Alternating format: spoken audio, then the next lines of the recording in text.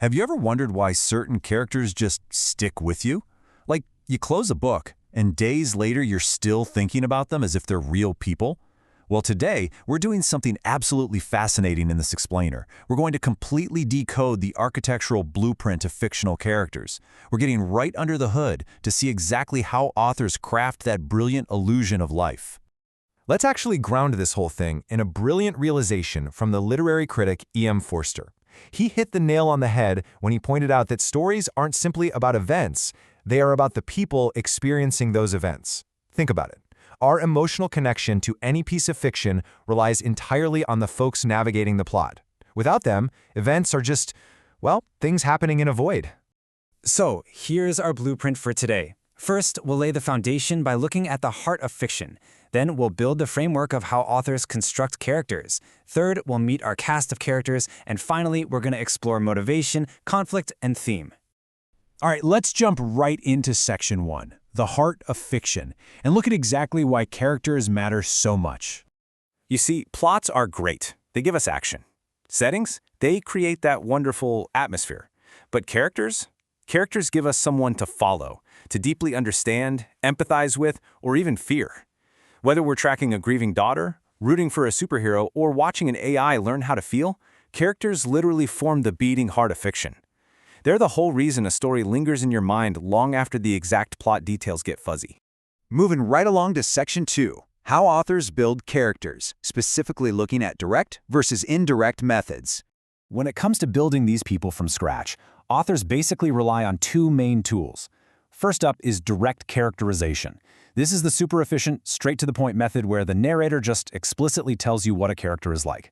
The second tool is indirect characterization. Now, this one is much more immersive. It requires us, the readers, to read between the lines and infer traits based on the evidence scattered throughout the text. To really see the difference, let's look at a quick example. On the telling side, you might read, Sarah was an intelligent and compassionate woman. Boom, clear, fast, done. But on the showing side, it's more like, Sarah stayed behind to clean the center and ensure the elderly got home safely. See the difference? We aren't being spoon-fed that she's compassionate. We figure it out ourselves, based entirely on her behavior. It's the classic show, don't tell rule, perfectly in action. Now, if you want a really systematic way to analyze that indirect characterization, you've got to use the STEEL method. It's incredibly handy. It stands for speech, thoughts, effect on others, actions, and looks.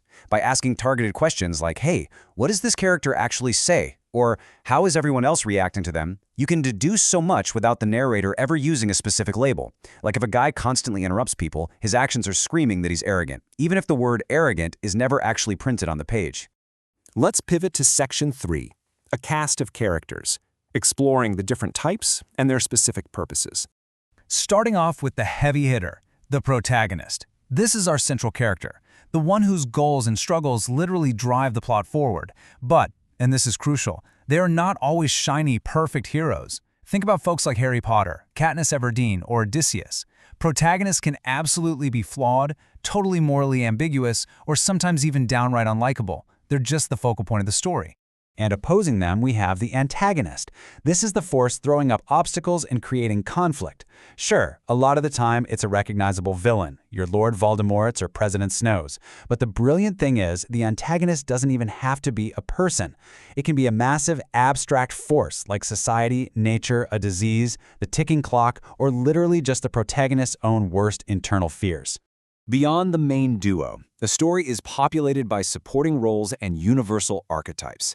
We're talking the mentor, the friend, the rival, the trickster, the caregiver, the rebel, the shadow. These aren't just background extras, you guys. These are universal patterns recognized across cultures, and they exist specifically to develop the plot and reveal totally hidden aspects of the protagonist that we might never have seen otherwise. One of the absolute coolest supporting roles is the foil.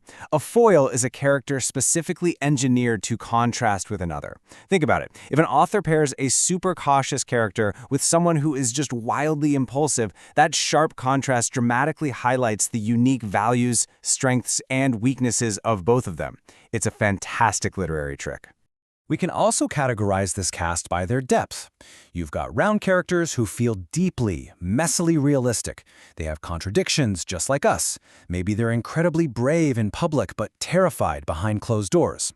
On the flip side, we have flat characters. Now, don't get it twisted. Flat does not mean bad. These characters are defined by maybe one or two dominant traits, and they exist to efficiently serve a very specific purpose, like delivering comic relief or moving the plot along. Similarly, let's look at how they grow, or don't.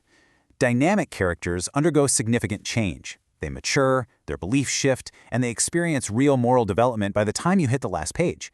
Static characters, however, stay pretty much exactly the same. And again, this is usually totally intentional. Static characters provide this rock-solid stability or contrast that allows the dynamic characters to do their growing. Let's also touch on a couple of really special character types, starting with the anti-hero. These are protagonists who completely lack those traditional shiny heroic qualities. They might be selfish, deeply cynical, or morally gray. They totally challenge our ideas of what a hero should be, but man, because of all that complexity, they are just utterly captivating to follow. Then, we've got the unreliable narrator. This is a narrator whose version of events simply cannot be trusted. Maybe they're straight up lying to you, or maybe they're just misremembering things or hiding crucial information. Whenever an author uses an unreliable narrator, they are actively forcing us to step up, question everything we're being told, and play detective to find the real truth. All right, bringing it home with Section 4, Motivation, Conflict, and Theme. Look, every meaningful character wants something. Love, revenge, power, freedom, survival, justice. Whatever it is, this desire is the literal engine of the story. This motivation is what creates the conflict, and that conflict pushes the entire plot forward. Honestly, without motivation, your character just sits on the couch and the story goes absolutely nowhere. As that engine of motivation revs up and moves the character forward, they are bound to crash into obstacles. That's your conflict, and it comes in two distinct flavors. Internal conflict happens entirely within the character's mind. We're talking guilt, fear, doubt, identity crises.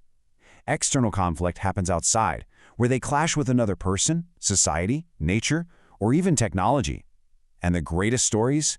They masterfully weave both types together. And right here is where the magic actually happens. This step-by-step process shows how character development is really just the primary vehicle for theme. Think about it. A character encounters a conflict, they make a choice, and they grow. Through that specific growth, the author is communicating a much larger message to us. So, if a character consumed by revenge finally learns forgiveness, they are actively building the story's theme of healing and morality. So I want to leave you with a really practical toolkit for your own literary analysis. Next time you're reading, ask yourself about their characterization, how they develop, their relationships, the specific conflicts they face, and the overall theme. If you do this, you're moving way beyond just summarizing the plot, and you're stepping into some truly deep, meaningful interpretation. As we wrap up this explainer, there's one core idea I really want you to hold on to. Characters are not just fake people on a page. They are incredibly carefully constructed literary devices. Authors build them specifically to explore human emotions, cultures, and all those complex, messy experiences we share. They exist to challenge how we understand the world. I'm going to leave you with this final, overarching question to ask yourself the very next time you open a book or watch a film. Why does this specific character matter? And what does their journey reveal about the story's larger meaning? Basically, what is the architecture of the character actually trying to teach you? Thanks for joining me today. Keep analyzing, keep asking questions, and I'll see you next time.